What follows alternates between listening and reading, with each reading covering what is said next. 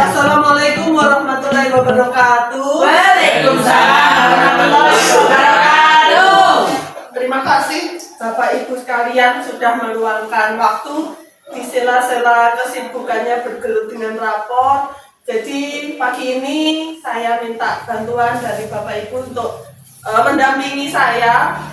Dalam kaitannya saya harus mengimbaskan apa yang saya peroleh dari hasil pelatihan kemarin tanggal 11 sampai 15 Desember. Dan pada kesempatan kali ini saya akan menyampaikan apa yang sudah saya terima, saya pelajari. Salah satunya yaitu tentang pola pikir bertumbuh atau disebut dengan growth mindset.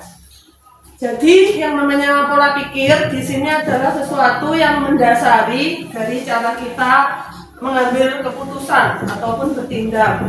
Dalam kaitan hal ini ada dua jenis, yaitu yang pertama adalah pola pikir bertumbuh atau growth mindset. Ini nanti akan yang bersifat positive thinking. Jadi hal-hal yang positif, yang baik itu kita sebut sebagai pola pikir bertumbuh. Selanjutnya ada lagi kebalikan dari pola pikir bertumbuh adalah pola pikir tetap atau dikenal dengan istilah fixed mindset. Ini berkebalikan, kalau yang bertumbuh itu bersifat positif, sedangkan yang tetap itu sifatnya adalah negatif. Kita sebagai guru perlu untuk bisa memahami antara PPT, pola pikir tetap, dan pola pikir bertumbuh atau PPB ini. Kenapa? Karena terkait dengan bagaimana kita nanti akan memberikan support atau memberikan motivasi kepada siswa, karena ada kalanya siswa-siswa kita itu di tengah jalan akan mengalami drop ataupun mengalami istilahnya itu patah semangat. Jadi kita sebagai guru harus bisa menanamkan pola pikir bertumbuh kepada anak-anak. Salah satu hal yang nyata dalam kehidupan sehari-hari, misalkan kita ambil contoh itu tentang penerapan pola pikir bertumbuh atau pola pikir tetap, itu adalah misalkan ada anak yang datang ke kita kemudian mengeluh, "Bu, saya tidak bisa untuk mengerjakan soal perkalian misalkan dalam matematika." Nah, kalau misalkan kita sudah nyerah, artinya tertanam pola pikir yang tetap, fixed mindset itu tadi ya, berarti ya sudah, memang kamu tidak bisa karena kamu memang tidak pernah mau berusaha, seperti itu. Jadi seperti menjatuhkan. Sedangkan kalau kita itu punya growth mindset atau pola pikir bertumbuh, maka kita akan memberikan motivasi.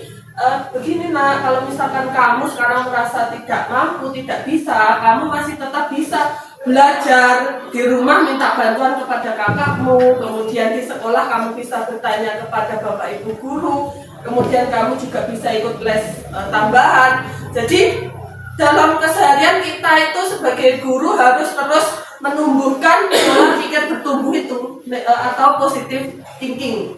Jadi kepada anak-anak kita tekankan hal-hal yang positif seperti itu. Mungkin dari bapak ibu sampai di sini ada hal yang bisa disampaikan ataupun ditanyakan. Saya Bu. Oke, terima kasih Bu Happy, monggo disampaikan. Baik, terima kasih atas kesempatannya.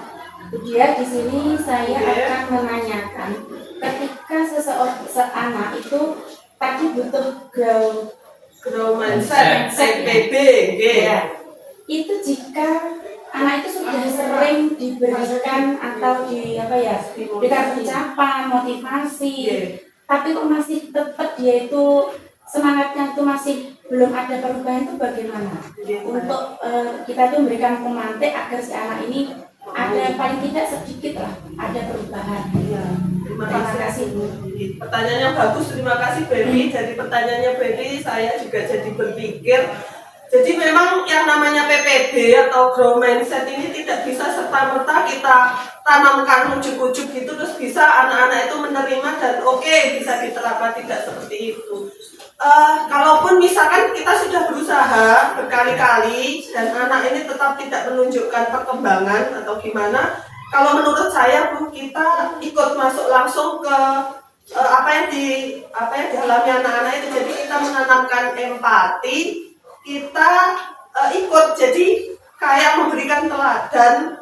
Misalkan kalau ada kasus yang tadi anak itu kesulitan dalam mata pelajaran tertentu, kebetulan kalau misalkan itu mata pelajaran kita, ya kita dorong langsung anak itu, kita panggil khusus, terus kemudian kita berikan bimbingan langsung. Jadi bimbingan secara mandiri. Iya, gitu iya. ya. Jadi kita itu masuk ke ranahnya dia, ke apa yang merasa dia sulit. Tentunya itu kalau misalkan memang bisa kita jangkau.